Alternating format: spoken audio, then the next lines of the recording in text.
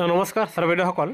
চৰকাৰী কৰ্মচাৰীসকলক বিশেষকৈ এক শেহতীয়া আপডেট দিবলৈ কৈছে, অন্যথা আপোনালোকে বিপদৰ পৰিব পাৰে। হয় ছাৰ-বাইদেউসকল, এয়া চাব, য'ত আপোনাৰ আমি আপোনালোকক ডেটটো দেখাইছোঁ। এয়া চাব, যোৱা 11 তাৰিখ 12 মাহ 2024 তাৰিখৰ শেহতীয়া জাননী। আৰু আমি আপোনালোকক বিষয়বস্তু দেখাইছোঁ কোনোবাৰ। এয়া চাব বিষয়বস্তু, য'ত ছাবজেক্টটো দিয়া আছে mandatory updation of employee data in FIN Assam portal.